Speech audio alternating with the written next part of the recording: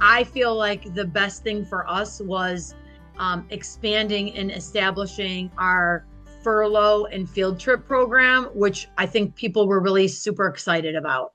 We probably started off with, I would say, maybe 20 fosters at the start of the program, but at the end of the program, we grew that to about 50 fosters, because people were super excited about their field trip and the furlough program. So we had dogs going out for just a few hours. We had dogs going out for just a few days. And it was wonderful, like just to see how well received and how receptive the community was to that. And they were able to, jump on board. It didn't feel like such a permanent commitment to people, where they were able to feel like it was a good thing to just try to help. I don't know that there was anything that people were really afraid of as far as on our team. It was more like, how are we going to manage the dogs going in and out on like a kind of regular basis versus like, okay, we put this dog in a foster home, but how to manage that. And I think how we overcame that was we established a Google form where people could check the dogs in and out. So we were seeing, who was coming in, who was going out. So we did an orientation. Once they knew what to do, like how to come in and get a dog, where the leashes were.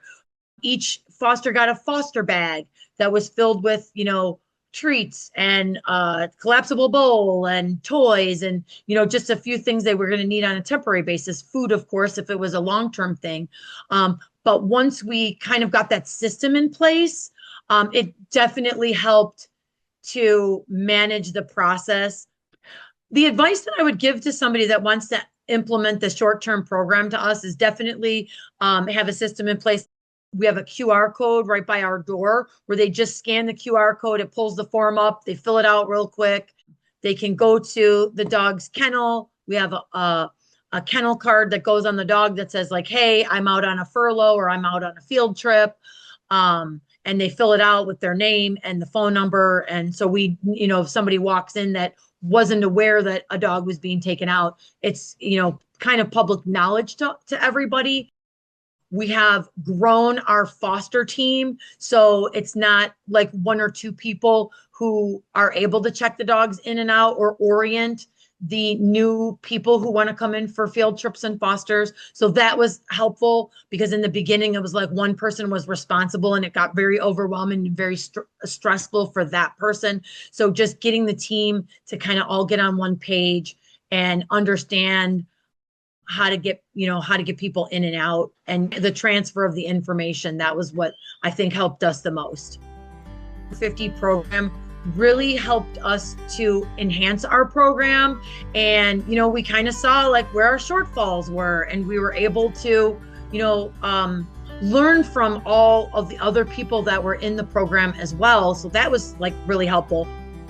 I would say participate in everything that is given or provided, and learn from your peers, and just go with it and make it fun and worth it. And we loved the program, and we loved being involved, and it helped us grow our foster program like exponentially. Like we're so grateful that we were a part, not only being a part of it, but being one of the recipients. We're so grateful, because we went into it, we're like, oh, we could get $100, we could get whatever, we could get nothing.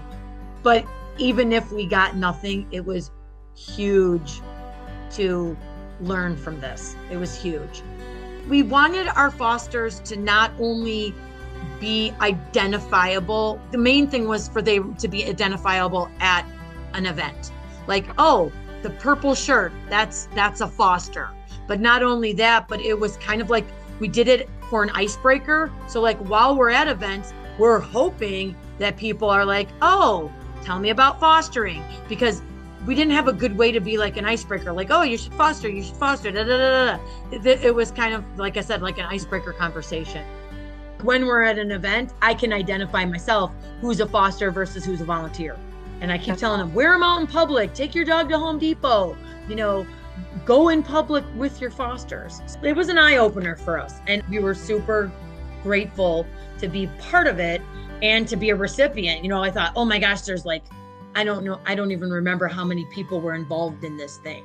And to like be picked as one of the top 15, I was like you could have knocked me off of the chair.